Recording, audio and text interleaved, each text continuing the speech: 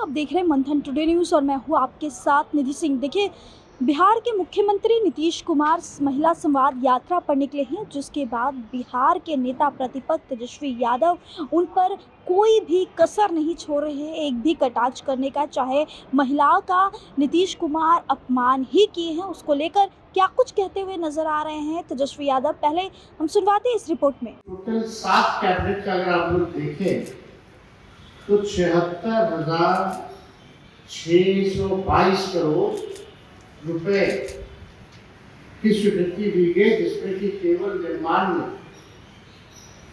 में अधिकांश योजनाओं की स्वीकृति जो है दी गई। ज्यादातर भवन निर्माण हो, पथ निर्माण हो, जल संसाधन हो, ग्रामीण कार्य हो, यानी अन्य वैसे विभाग जहां संबंधित है, जहां ग्लोबल टेंडरिंग की जा रही है, ठेकेदार के माध्यम से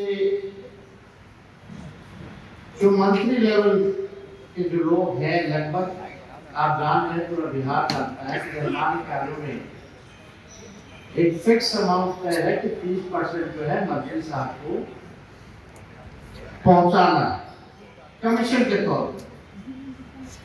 ये भ्रष्ट सरकार निर्माण संबंधित योजनाओं में तत्काल टेंडर निकाल और तत्काल कमीशन प्राप्त कर चुनावी खर्चा निकालने का इन लोगों का तरकीब। अब जो लोग सरकार में बैठे हुए हैं, अब वो लोग जान रहे हैं कि अभी लोग दोबारा सरकार में आएंगे, तो जितना आनंद फानंद हो सरकार के खजाने को कैसे हम लोग लूटे, इसी में ये सरकार जो है लगी हुई है। अब संरचनाएं ऐसी, स्कूल है तो पुलिया नहीं, अप्रोच पथ है तो पुल नहीं है, इसमें भी हम डिटेल में आएंगे। कई बिल्डिंग का जो है बन गया ढांचा, उपयोग नहीं। तो आप बताना चाहेंगे कि वित्तीय वर्ष 2025 और 26 का बजट 3,17,000, 25 और 26 का,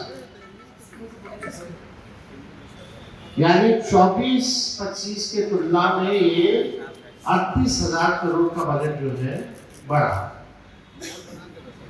3,17,000 करोड़ के बजट में योजना मत यानी स्कीम एक्सपेंडिचर के लिए सिर्फ 1,16,000 रुपए सैंक्शन है, जबकि पिछले 3 महीनों में ही कैबिनेट के द्वारा चुनाव वर्ष को ध्यान में रखते हुए 76,000 करोड़ से अधिक योजनाओं की घोषणा इन लोगों ने कर दिया है, योजनाओं की स्वीकृति इन लोगों ने दे दी। तो सवाल उठता है कि कहां से इन योजनाओं के लिए राशि लाएंगे, क्या है? और केंद्र सरकार जो ये कहते हैं डबल इंजन की सरकार है, अब तक क्या मदद की है, इसमें जरा केंद्र सरकार की भूमिका भी होगा।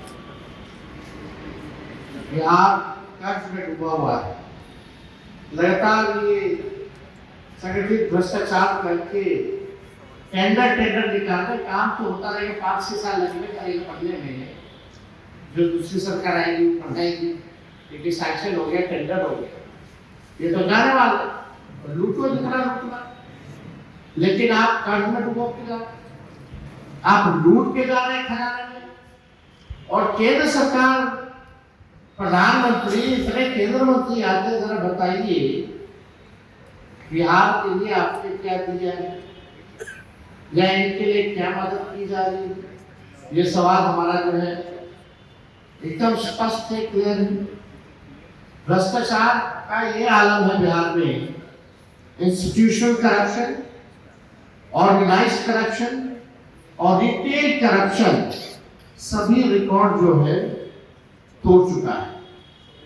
जनता के ऊपर से लेकर नीचे तक अनियंत्रित भ्रष्टाचार रिश्वतखोरी, घूसखोरी और दलाली से त्रस्त हो चुके हैं। ये तो हम केवल आपको डिपार्टमेंट लेवल का भ्रष्टाचार बता रहे हैं। ये केवल डिपार्टमेंट का है। सीईओ साहब का अलग है, बीडीओ साहब का अलग है, छोटा मोटा शराबबंदी का अलग है। और आपको भी पता है, एक इंजीनियर के यहाँ अगर रेड पड़ता है तो करोड़ों रुपए बरामद होते कि नहीं होते? वो कहां से आता है वो करोड़ों रुपए? और एक मिनट, और जो इंजीनियर या अधिकारी भ्रष्टाचार में लिप्त पाए जाते, मान लो ईडी ने पकड़ा, सीबीआई ने पकड़ा, तो उन इंजीनियरों, उन अधिकारियों पर बिहार सरकार की आर्थिक निकाय अपराध वाली जो शाखा है, क्या उसने केस किया है कि नहीं किया है? जरा ये भी देख लो।